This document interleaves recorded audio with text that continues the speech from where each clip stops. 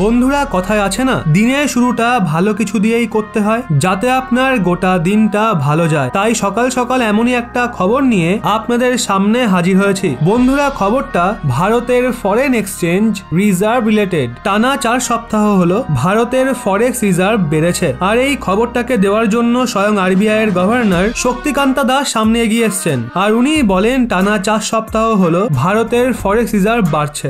এখন ভারতের ফরেক্স reserve 561.2 billion ডলারে পৌঁছে গেছে। বন্ধুরা, আপনারা জেনে অবাক হবেন, গত সপ্তাহে যে পরিসংখ্যান এসেছিল তাতে ভারতের ফরেক্স রিজার্ভ 550 বিলিয়ন ডলার ছিল। আর এখন শক্তিকান্তা মহাশয় যেমনটা বলছেন 561 বিলিয়ন ডলারে পৌঁছে গেছে ভারতের বিদেশি মুদ্রা ভান্ডার। তো বেসিক্যালি আপনি বলতে পারেন ম্যাসিভ বৃদ্ধি হয়েছে। এক সপ্তাহের মধ্যে 11 বিলিয়ন ডলার। বন্ধুরা, এটা খুবই ভালো খবর। তেলের দাম কমার কারণে আমাদের সম্পদ কি গতিতেই না বাড়ছে।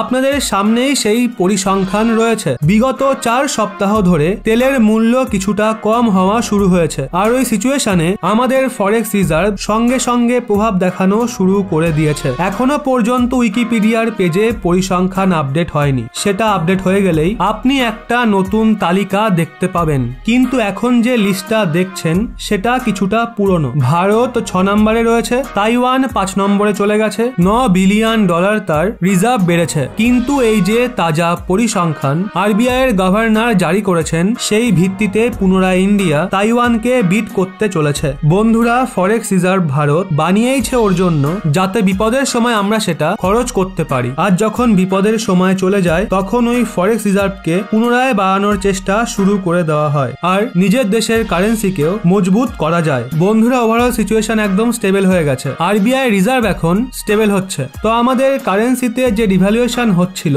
সেটাও কিছুটা থামতে পারে। এবার বন্ধুরা চলে আসছি পরবর্তী খবরে। কথায় আছে না, অচেনা বন্ধুর থেকে চেনা শত্রু ভালো। তবে কখনো কি ভেবে দেখেছেন শত্রু যদি অচেনা হয় তবে কি হতে পারে? চীনের ক্ষেত্রে কিছুটা কিন্তু এমনই। কারণ আন্তর্জাতিক সম্পর্কের ক্ষেত্রে চীন যে প্রচুর দেশের সঙ্গে সম্পর্ক খারাপ করে রেখেছে তা বলাই বাহুল্য। ভারতের হাতে এসছে S-400 ট্রায়াম্প। এই মিসাইল সিস্টেম ভারতের হাতে আসলে যে ভারতের শক্তি বৃদ্ধি পাবে তা বলাই বাহুল্য। শত্রুপক্ষের হামলা থেকে সেটা ভারতের আকাশকে দুর্ভেদ্য করে তুলবে। তবে এই সিস্টেম ইতিমধ্যে হাতে রয়েছে চীনের। অর্থাৎ ভারতের যে 2 শত্রু দেশ রয়েছে তার মধ্যে একটা দেশের কাছে এই সিস্টেম ইতিমধ্যে রয়েছে। 2014 সালে চুক্তি সম্পন্ন করে চীন এবং তারপর তারা হাতে পায় এই এয়ার ডিফেন্স সিস্টেম। এখনো পর্যন্ত ভারত হাতে না পেলেও চীন বেশ কয়েক বছর ধরে এটা ব্যবহার করছে। ফলে এটা তাদের কাছে জানা যে এর সুবিধা বা অসুবিধা কোথায় রয়েছে। তবে কখনো কি ভেবে দেখেছেন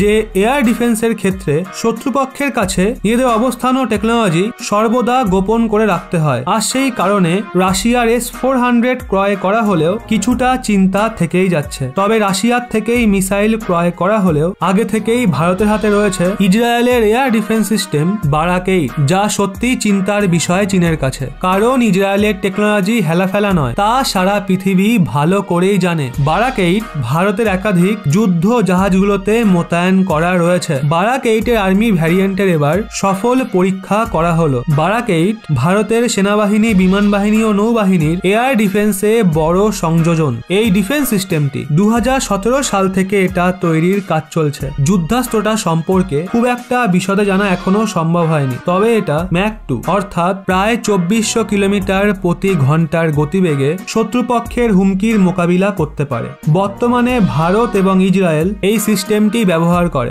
ভারতবর্ষের হাতে আসতে চলা S-400 সম্পর্কে অনেক কিছু তথ্য চীনের কাছে রয়েছে। তাহলে চীনের বিরুদ্ধে এই এয়ার ডিফেন্স কতটা কার্যকরী হবে? চীনের সঙ্গে মোকাবিলায় বারাক-8 এবং S-400 এর মধ্যে আপনি কোনটাকে প্রেফার করবেন নিচে কমেন্টে অবশ্যই জানান।